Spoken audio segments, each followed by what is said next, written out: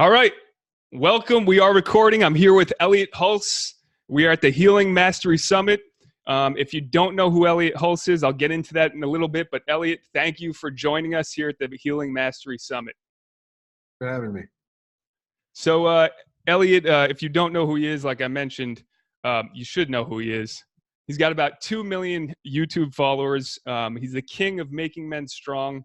You've been a strongman, a strength coach, you're a husband, father of 4, and a father figure to millions of men all over the world. I watched your videos since 10 years ago myself, and people listen to what you have to say because it works.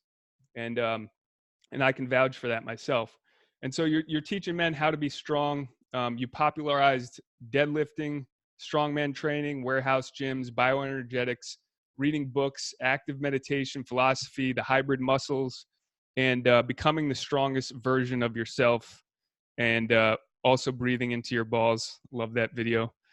And so it's all about making men strong. And so how did you start to get into that? Like, when you first started doing YouTube, was that the main focus, like making men strong, or did you just start doing YouTube videos and then all of a sudden you realized you had a large men following? Is that how it went?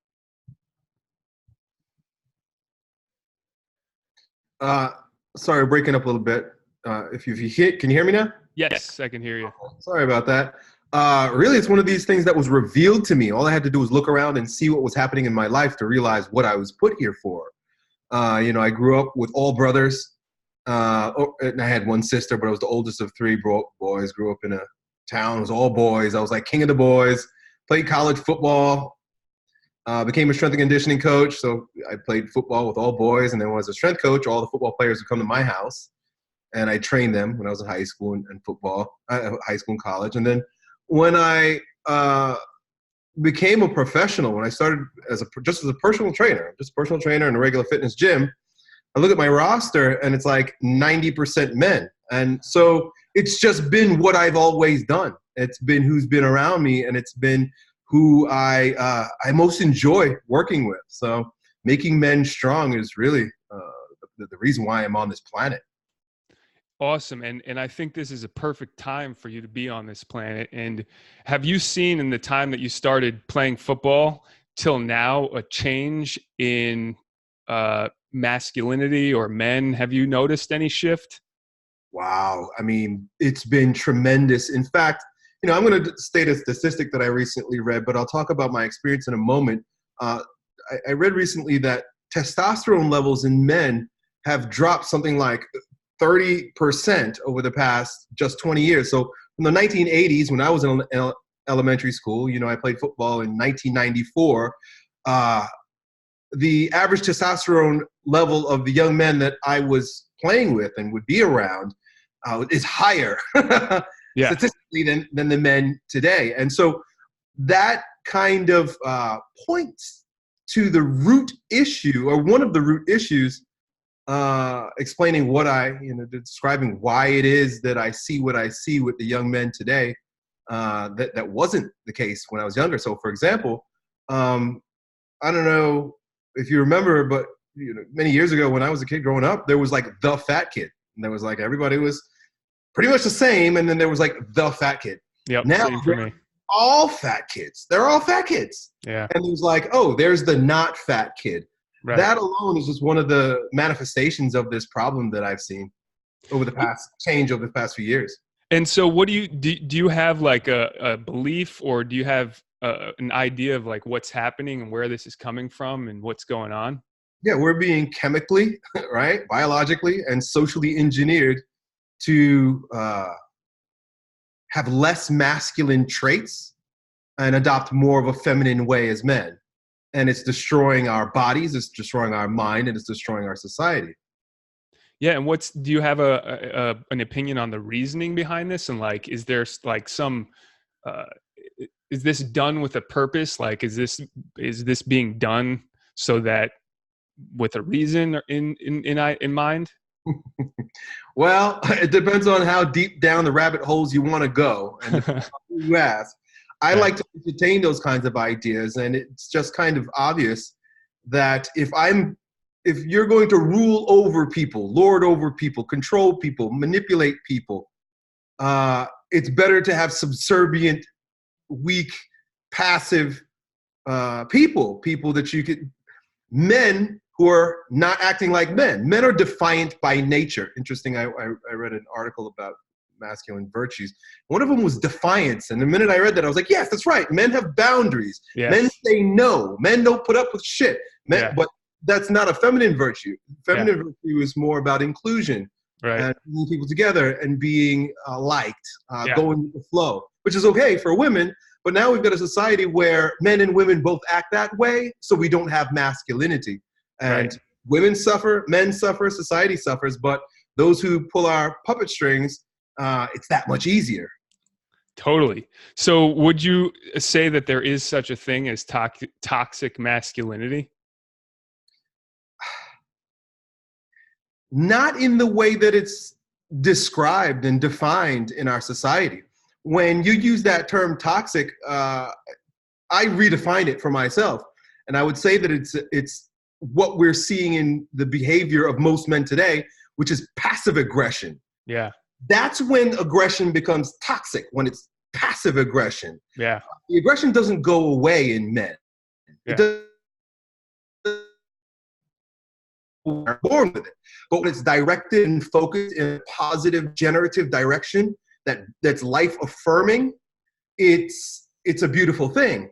But when it's stifled, it shows up in perverted ways. So it's funny because, you know, a lot of the people that push the agenda that come from push an agenda that is more feminine. Mm-hmm. Yeah.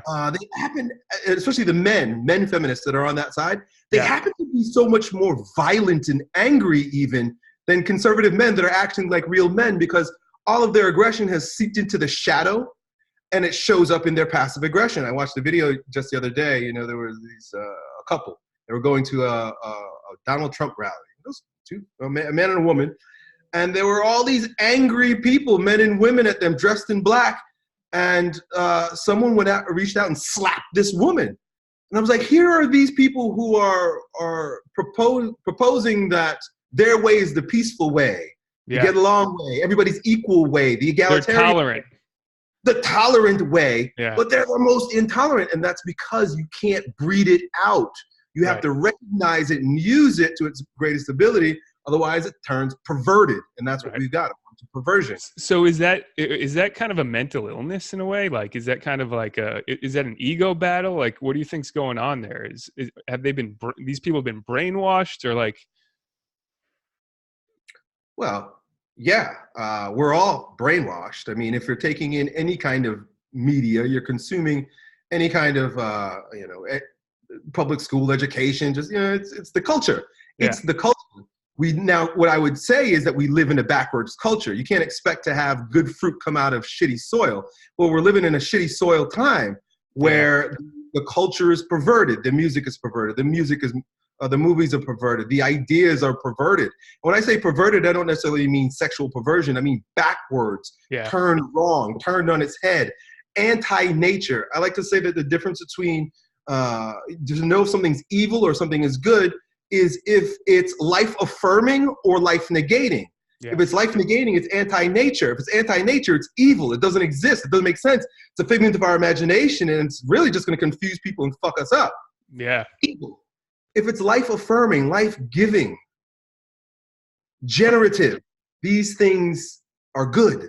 We're living in the age where it's just complete breakdown, degeneracy. Awesome, man. So your whole thing is like bringing people back to nature, essentially. It has to be. We have to walk with the Tao, walk with God, a Christian would say, but a Taoist would say the Tao, the way. Just pay attention. Nature shows us. God speaks to us consistently if we stop thinking so much and just look. You know, like one of the mental perversions, of course, that shows up in sexual perversion is this idea that gender is fluid. Well, you can be whatever sex you want to be. No, not because of anything that says in the Bible, but because look around, look in nature, look at your penis. Yeah. You're not a woman. It doesn't matter what's going on in your head. You asked before if it's a mental disease. Well, yes, it's been shown over and over again from science and doctors that this idea that you have gender fluidity or you don't identify with the organ that you have is a mental problem. It's usually, and I say this with compassion because it's usually spawned on by people and happens to people who've had trauma early in life. Right. People who've been sexually abused or just had a tense time in their home, they take on that nature and it shows up as perversions later on in their life, confusion later on in their life. But in our culture, instead of trying to help those people, we turn them into a victim class and celebrate them. And next thing you know, we've got, drag queen Christmas or drag me library time, like that. It's like, come on. Yeah. Yeah. No, I totally agree. The insanity, it's unbelievable. So basically, how do we help people get back? How do we help men who've maybe lost their way get back to where they need to be? Like, is there a way that we can like shake some sense into them? Because if their testosterone's low, like, I guess the goal is spike their testosterone. What do we do? Well, there are a lot of different ways to go about it. One of which is to lift, right? As simple as that. You're going to start with the top commandments for how to become a man again, how to become alpha again. I say that it's inextricably linked with lifting. When you lift weights, you stand taller, you walk firmer, or you have in your eye. Your testosterone levels go up. All your hormones change. Your character, your self-esteem, all these things start to bolster. Your life starts to grow when you exercise. And of course, I say lift because I'm a strong man, but the whole idea is to get out there and to exert yourself against resistance. You got to face resistance. You don't face physical resistance, you'll crumble under any kind of emotional resistance, and that's usually how we're manipulated. Yeah, and lifting though is, like you say, exercise, but lifting really is necessary for men. I mean, to like activate the muscles, which stimulates the testosterone, and then therefore it stimulates growth, and so exercising is great, but actually lifting heavy weights. Yes, that's a good place to begin. Because we can get into all kinds of ideas and behavior modification, but really it boils down to what are you doing every day? And if you're overcoming resistance every day, you're lifting every day, you're growing stronger every day, they add up and ultimately your character is going to change. I don't have to tell you anything. You're just going to evolve. Right. Similar with like the ice baths, right? Like getting in the ice bath, building resistance, building that. So I know you had a lot of injuries in the past, and obviously this is a Healing Mastery Summit. So before we get into that, do you think the men, do they need healing? Like, have they been traumatized, or they just need to, is it just about getting back to nature, being in resistance, or do they need some emotional healing too? Well, to answer your first question, I'm not a fan of the word healing. Okay. And because it immediately puts you into a place of wrong victimhood. Right. Yeah. There's something wrong. Yeah. I'm not right. Things aren't perfect. It needs to be fixed. Right. So this was brought to my attention by one of my teachers who coined a term she says, holing. She says, we're not really here to heal. We're here to whole, which means we're just taking the pieces of ourselves that are somewhat fractured, divergent, maybe parts of our character that we haven't fully accepted, so we can't integrate yet. Right. And then bringing all of those things to the surface and accepting oneself in their totality. That's really what we're wanting. Yeah. Similar with like harmonizing.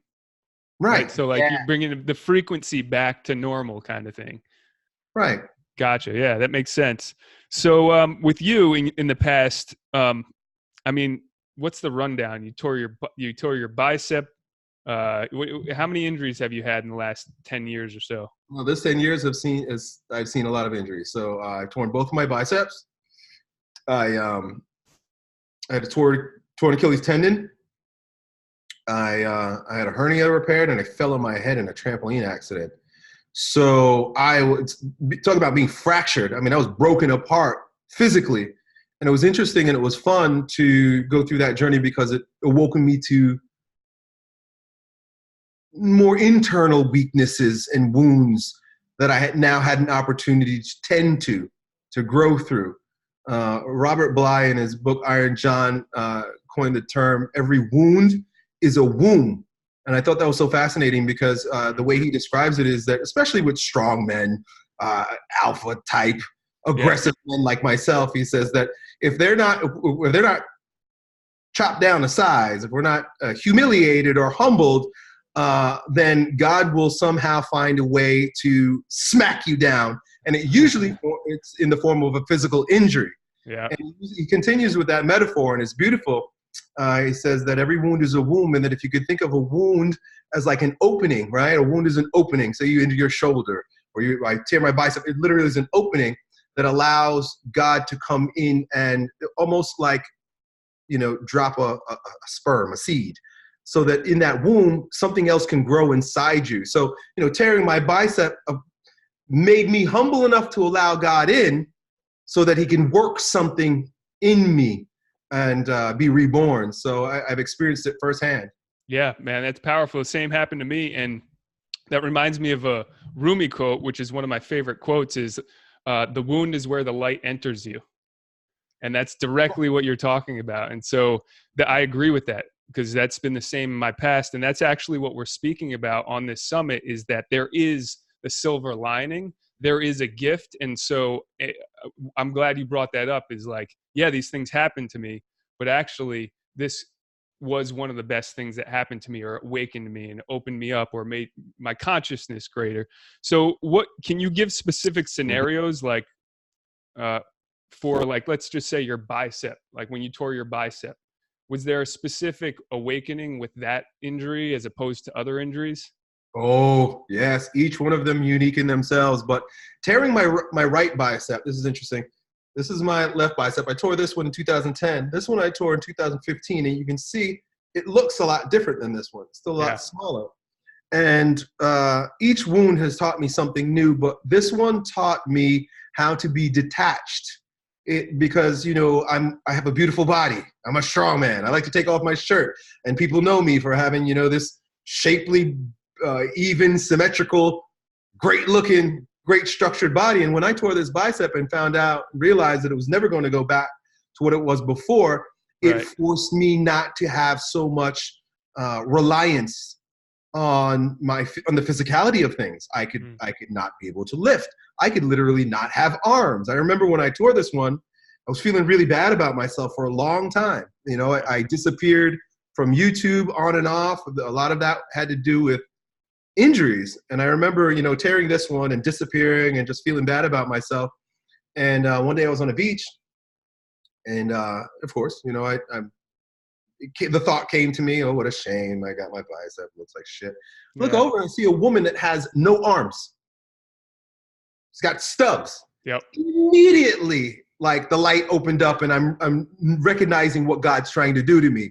He's like, hey, look, dude, this was an opportunity for you to be humiliated, humbled, come down to earth, but do not use it as an opportunity to be a victim. Do not use this as an opportunity, because it could be worse. And if you don't get your act together, it might get worse. So snap out of it right away.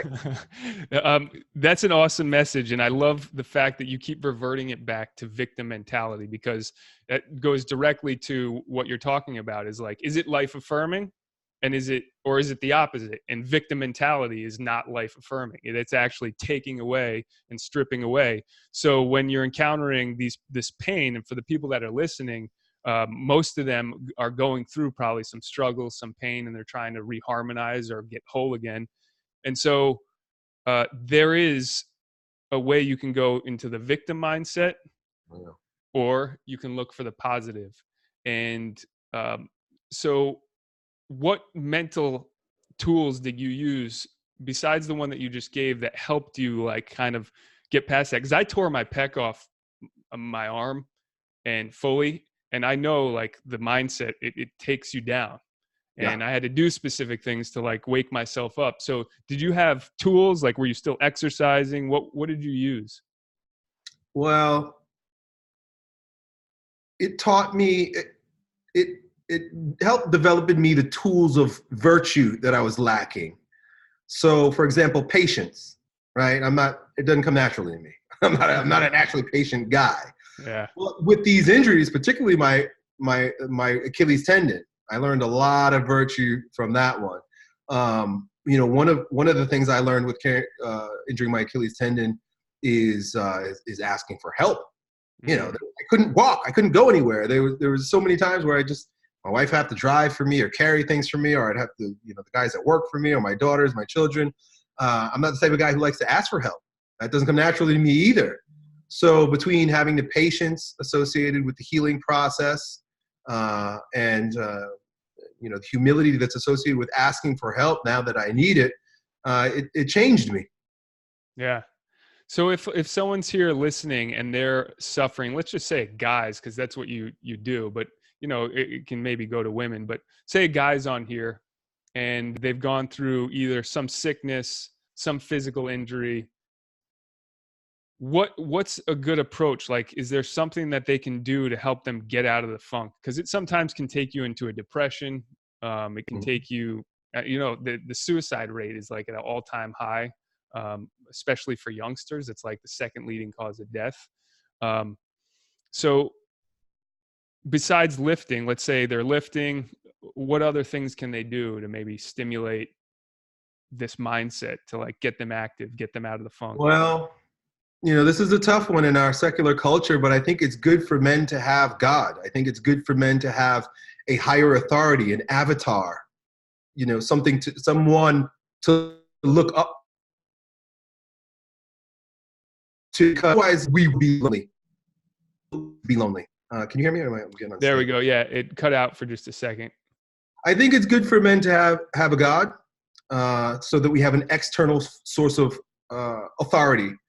Robert Moore talks about this often in his work, and he's the author of King, Warrior, Magician, Lover. But by having the center of the focus, the center of the cross, the here with me, is very self-limiting, and causes a lot of stress. Yes. So, for example, and I'm talking about religion in all of its regard and its and philosophy and these ways of thinking that are supportive of us.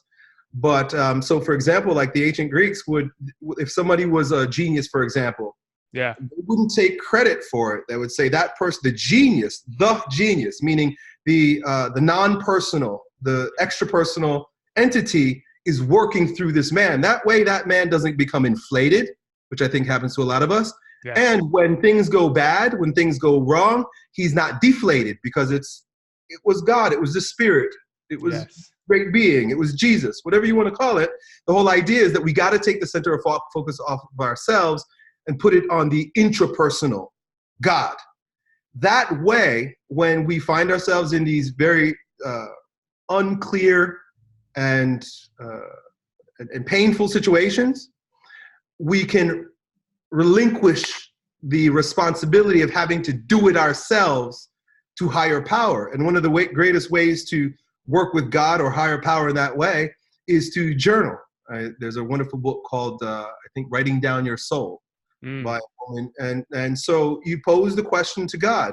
You just get a notebook, you write at the top, God, please help me find clarity in this situation. What is the purpose here? Yes. Just a really good question. It's all about the question. Yes. Ask that really good question, and then without hesitation, without reservation, without overthinking it, without judging or evaluating, start writing. And you'd be amazed at what pours out through you on that page. You can find that you're inhabited by negative spirits, because if you start writing and it's like, you're a loser and you'll never get it right and you'll always mess up and you'll always be less than, you can then objectify it, look at the paper and ask yourself, who the fuck's voice is that? That's a lot of God. Those quote unquote demons are our parents' voice. Yeah. Or the voice of a school teacher or a girlfriend that left you years ago. Yeah. That's still lingering. If you get that out on the paper, you'll find that over time, you start to purge all that negative junk, and then God actually does have the space to speak through you and say, look, I've got a mission for you. I've got a path for you. There's a reason why I'm putting you through this. Yes. Because I want you to be stronger. I have work for you to do, and you're being prepared for it. That's more than likely what will come out. Awesome. I love it. Have you ever read Conversations with God? Yes. Yeah, so that's like a perfect example right there. The guy just started the conversation and wrote one of the most amazing books ever created, in my opinion. I Um, agree. yeah. So were you brought up Christian, or like, how did you get into God? Because I think this is a very important part of if you want to call it healing, like for lack of a better word, but for wholeness, um, it's a very important part of it. So like, were you brought up Christian and then you kind of disassociated with it? Like, tell me your story there with your relationship with God. Well, I grew up Catholic, and my parents sent me to CCD, or like, Bible class and stuff like Yeah, that. I was same here. confirmed. Yeah, and Yeah. it's a battle, because religion can't compete against media. It can't compete against the secularized world for children. I mean, what does a kid want to do? Do you really want to go and you want to chant in church when you're 9 years old? Or do you want to play Fortnite? Yeah. So giving religion to a kid, I think, is like giving a high-powered tool to an idiot. It's like, it's good to start to teach children the language of God and to show. Now, of course, I'm talking about a lot of different things now, but I'm talking about my life as I am now and my children, to be an Right. example. Long story short, I didn't take anything from it as a kid. I just went because I was supposed to go. Yeah. But it didn't take long, and I'm happy that my parents created that foundation in me, because I had the form. I had, I knew the terms. I understood the basis of it. Right. So when I was in college, when I got older, I was drawn to Christianity. I was drawn to the church, but then I was also very much influenced by Eastern philosophy and religion, like Alan Watts, because I had access to the internet. My generation was like the first kids in high school. I was in college even. Yeah. It was like it just came about. So Right. here I am, and so I'm learning about the Tao, and I'm learning about Buddhism and Hinduism and all these things. And then I discovered the Baha'i faith, which was very interesting. It was very appealing to me at the time also. And the Baha'i faith was about, respecting all faiths. And so I've been, just to be honest, I've been like all over the place when it comes to religion and God, but always with the same mission of seeking truth, seeking salvation, being the strongest version of myself. So these days I find myself really influenced by Eastern Orthodox Christianity. I found out about the original church, the old church, Yeah. the Orthodox Church, when I started fasting, and I wanted to know more about why we didn't fast in the West. And fasting was like, Buddhists do it and all that shit. Like, why aren't we doing this in the West? Yeah. And it turns out that Jesus fasted. He told his students, fast. The early church, they all fasted. They still fast a lot. So when I started fasting and studying fasting, I was drawn right into the writings of the patriarchs. Yeah. So, yeah, that's amazing, man. Jesus did the 40 days and 40 nights of fasting, didn't he? And so what have you, because fasting is one of the greatest tools, I would say, for healing or making whole again, right? And, if you have damaged DNA and et cetera, all that stuff, damaged immune system. So, like, when you started to fast, how long ago was this, by the way, like that you started on this road of I fasting? did my first fast. It's interesting because I did my first fast in 2002, and it was because I found the Baha'i faith. So, like I said, I had been dabbling around with different religions. I found the Baha'i faith, and when I found the Baha'i faith, within the first month of me being in their community, they had their fasting month coming up. And I'm Yeah. like, I'm really enjoying the writings, the scriptures. I love religious scripture. I'm a literature guy. I have a picture of Ralph Waldo Emerson up here. So I Yeah. fell in love with the writings.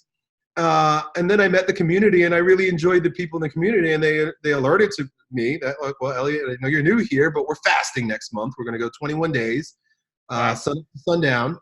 So it's almost like Ramadan, Yeah. sun up to sundown. And that was the first time I fasted in my entire life, and that transformed me big time at like the age of 21, 22. Wow. So what was it? What did you take away from it? Like, did you see your mind start changing? Oh, yeah. And what was it that changed? Well, up until that point, I had been playing football, sports, bodybuilding, things of that nature. So I never missed a meal. I mean, 6 meals a day, protein shakes. Yeah, you got to make those hit macros. So I had never gone a day without eating. I hadn't got, like I said, I probably hadn't gone 4 hours without eating in decades. Yeah. And so here I was like, okay, I'm not going to eat or drink water all day long. And it not only transformed the way my body looked and felt, it was the first time I had abs in my entire life. Yeah. A level of clarity descended upon me that I never experienced before in my life. Yeah. At the time, the science behind fasting was very minimal. It's only started coming out now how powerful fasting is for the regenerative processes with the mind and the body, everything. The whole body is with fasting. Yeah. I didn't know about it at the time. I was just following, the religious scripture. And so to me, it felt like the Holy Spirit descended upon me because now I got more energy. I'm smarter. I'm more charismatic. I'm talking to people. Yeah. And I had never experienced that before in my life. So it's nice now to actually have the science to say, well, yeah, you probably kicked over into ketosis and your brain was using ketones as a more fuel efficient energy source and all these different things that we now know. Autophagy. Yeah. So I was even looking different, because the skin rejuvenates itself. All these things happen. And it was just from 21 days, did I say 21 days? 19 days, sorry, 19 days. Yeah. Sun up to sundown, dry fasting. So when sundown came, what were you doing then? Then you just have a meal, or was there a particular protocol for that? No, nothing official, but I learned very quickly that I needed to drink a lot of water, and I discovered early on that following a more of a ketogenic diet, eating more of a ketogenic, higher fat, higher protein diet during those times made it easier for me when I was fasting.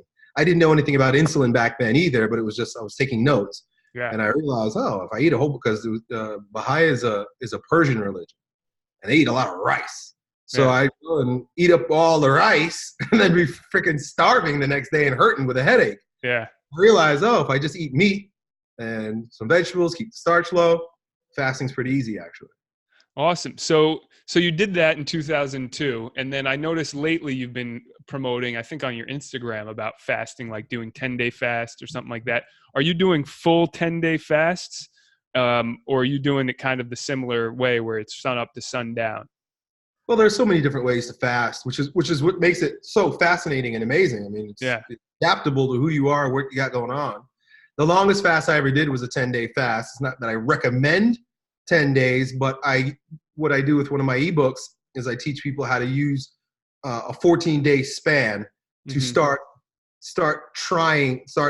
implementing shorter fasts. Yeah. So you'll have a 72-hour fast, and then you'll break, and then another 72-hour fast, and so on and so forth. So really, you're using these 2 weeks in order to acclimate to prolonged fasting, so that if you choose to go 10, 20 days, it's up to you. So basically, adaptation. Yeah. Like getting their body used to it. Now, after you do the fast, do you do cleanses too? Because doesn't it create, like, it kind of pushes out all the junk, so you kind of want to like flush that out. Do you ever do cleanses after the fasts? Yeah, I always recommend that during these prolonged fasts that you do enemas or and also salt cleanses. Okay. And what's a salt cleanse look like? So, like, it's the magnesium sulfate? A salt flush. So check this out. If you've never done this before, you're in for a treat. You get about a liter of warm water, about body temperature. You want it to be the temperature of your body. So warm water, and you put about, I think we put like 2 or 3 tablespoons. You can look it up. It's called the salt flush. Yeah. 2 or 3 tablespoons in it, shake it up, and drink it as quickly as you can. That water the salt water just seems to push everything out down through your colon. Yeah. So it's almost like, if you could imagine, this was the analogy that came to my mind first time I took it. I drank it, and like I was on the toilet spraying out of my butthole for a good portion of the morning. Yeah. It's almost like taking a fire hose and like putting it in your mouth and cleaning out. That's what I like to say. It's like cleaning it out from rooter to the tutor. Yeah, I think it like opens up your bile ducts and all that crap too, doesn't it? Just like pushes all the stuff out. Wow. I know there's a lot of benefits to it. Yeah, so basically you do fast and then you do salt flush and then now you go on and start to eat again. Do you go through like phases where you're just stuffing your face for the next few days or Well, like in the beginning, I used to do that because I didn't have the self-control, and yeah, that's why it takes time to acclimate. I no longer need to do that because I don't have that emotional urge. That's all emotional. Most hunger is emotional. right. It's an It's emotional attachment. right. We're Yeah. feeling hungry or we get scared that we're going to pass out and die. It's all feelings and it's all fear. Yeah. Most of it, yes. So in the beginning, as I was trying to breed that fear out of me, I still suffered from, I binge. And so it's interesting how I didn't really need to stop binging. It just went away on its own as I continued to fast. Yeah. So now when I do fast, if I'm being strategic with a break, I'm going to break my fast. Depending on how long it is, I'll have to begin slowly. Maybe with like some lemon water and apple cider vinegar, just little things like that to get the digestive juices going. Yeah. And I'll keep it usually like a light, small ketogenic meal, like some eggs or something, and then a bigger meal later. So you basically like a phase into it instead of just going crazy. Yeah, I've had some pretty bad stomach aches from gorging. All right, so I want to bring it back to like, because this is all good things. And do you see people on your Instagram, like men who are struggling, go through a fast and then all of a sudden have like a revelation? Is this something like, is that part of the reason why you promote it, or are you just promoting it because It's a big part of why we do it. yeah. Can you, Sorry, I'm breaking there, up here. did you hear that last part? You said if you could ask one more time, that'd be good. So like on your Instagram, you're promoting fasting. Is it for the health benefits or is it for your tribe of men to kind of get them to wake up? Because also it does help testosterone levels, right? Yes. Yes. It's all of it, dude. It's all of Yeah. it. I used to be, and not to say that I'm not any longer because meditation is still very important, but I used to be very much about like, that's the key. Treat your body well and then calm your mind so that you have emotional strength. We want physical strength, mental strength, and emotional strength. Meditation helps that. But I found that fasting is like a catch-all. Yeah. So with fasting, you're gonna meditate. Yeah. You don't eat for 3 days. I don't have to tell you to meditate. You just will because you'll Yeah. sit there. You won't have the angst, the anxiety, the impetus to constantly be doing stuff. Yeah. You just want to, at least for me, I just want to be introverted. So it not only cleanses the body, it cleanses, creates a situation where you're, autophagy and all these great, wonderful physical things. But at the same time, it also will change your character because it gives you an absolute different objective view on, ourselves, our addictions, our fears, and all kinds of stuff. Yeah, that's powerful. I'm going to have to try the 10-day fast. I haven't gone that long yet. So we're getting close to the end of the hour. Is there anything that if men are listening to this or anybody who's dealing with issues, who has that wound that's open up, is there anything that you recommend to this person as a beginner? Like if they're just starting out, they're just awakening to the fact that, wait, they haven't been treating their body well and maybe they're responsible for the situation that they're in. And how do they get out of this situation, whether it's an injury or sickness, anything of that magnitude? Lift. Begin with lifting. Begin with the body. And I say that facetiously, but I mean begin with the body. We live in a time where information is so plentiful that it's pathological. Yeah.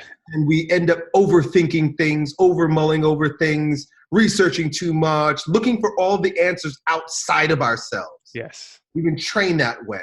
Yep. Where if we just come back home and start doing the normal things that you do when you have a human body, a lot of that stuff just takes care of itself. Yeah. I was reading this New York Times article that we referenced in one of my fasting pieces.